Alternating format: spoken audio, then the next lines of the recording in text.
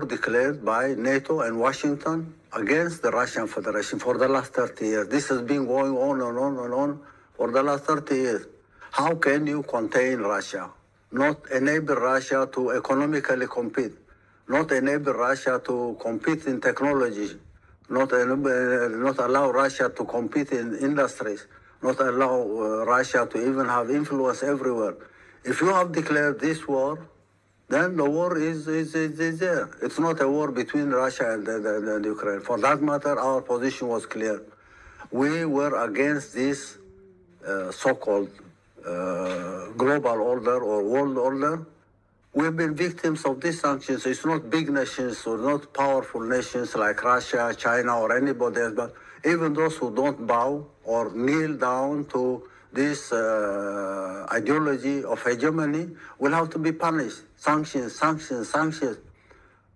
This declaration of war will have to end. This is not a war between Russia and Ukraine. This is a war declared by NATO, led by Washington, and Russia has the right to defend itself, not alone. It's not an isolated Russian case. This is a global issue. And we need an order, a global order or a world order that enables everybody to share, cooperate. Complementarity will have to be there. You can't contain someone, you can't contain one nation, you can't force or even use force, all sorts of coercion to subdue nations. This is not acceptable. Shalom, everyone. Shalom. Yes, welcome to the channel, guys. We are journeying with us. Thanks for tuning in, guys. Today, in this video, we're going to be talking about Russia in Africa. So stay tuned. So, the president of Eritrea at the Africa Summit, or the Russia-Africa Summit. By the way, 40 out of 51 countries in Africa attended this summit. So that's more than half. That's about 60% of countries, and it's a 3-day summit, I believe, and it just took place a few days ago.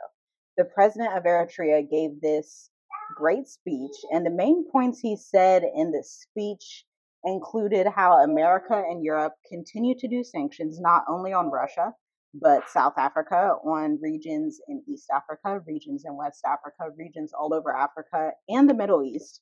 He was also talking about how Africa as a whole and then Russia should unite to basically crash the West, crash their monetary system, crash their governmental system, crash the power that they have over this side of the world, over the east side of the world, so that both Africa and Russia and China and all these countries over on this side of the world can be free. He also said that the crash is already happening. So it's already in place. And it was basically this speech in public to Russia talking about how they are going to be moving strategically, how they're not afraid of America anymore, because if you don't know, you should look at the top countries in Africa who have had sanctions against them.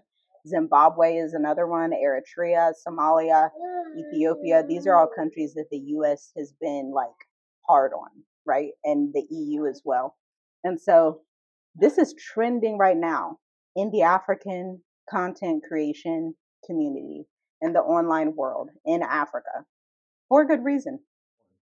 So, with that being said, right, is Africa going to partner with Russia and China to take over the world? That's a good question. I mean, it's a question we already know the answer to. Once Africa is free of sanctions, and all you have to do to be free of sanctions, by the way, is not pay them. So serious, like stop paying them. It's just like debt in America. They put people in all these like manipulative witchcraft systems and say, oh, you owe me all this money. Well, don't pay them, and then you won't owe them money because you have the resources. And so by Africa trading with Russia and then China, and these are all like ancient kingdoms. Even when you think about that, like way back to the Swahili coast and all these things, these are kingdoms that have been known to trade with each other anyway, before the West was really even a thing. They were still like in the caves and in the dark ages at this time, when, the Swahili coast was thriving, and when these areas were thriving, and when African kingdoms were thriving, like the kingdom of Congo, Great Zimbabwe, a few kingdoms in Botswana, obviously the Aksum Kingdom in present-day Ethiopia, Nubian kingdoms, and then of course you have ancient Israelite kingdoms as well.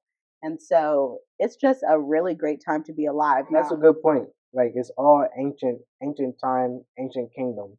But we have to be careful because Africa in general, they always put somebody on a pedestal where the Most High should be.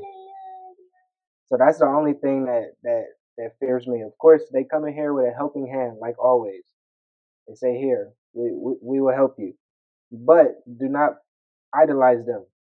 Do not idolize them. Do not put them on a pedestal where you should be serving the Most High, where you should be really having that relationship with the Most High. So that's the only thing from what I heard from the video is like, oh man, they're looking for help and they're going to put Russia and China up there like the Most High. Like saviors. Yeah.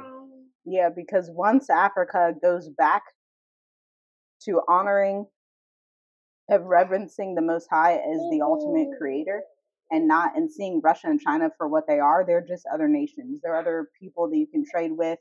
Sure, you can have diplomatic and business ties with and all these things, but at the end of the day, they are not the savior of Africa. Russia and China are just nations. They're just people that to trade with, to have diplomatic ties with, business ties with, and to be the physical thing that assists Africa in getting out of a lot of sanctions and getting out of a lot of these systems. But the ultimate power, the ultimate savior remains as the one who created the entire universe and created everything. But we know, according to Ezekiel 38, that Gog and Magog, Russia and China definitely have a role to play in these end times. And so it's interesting to watch. What do you think? It's very interesting to watch. God's will be done. That's all I have to say. It's a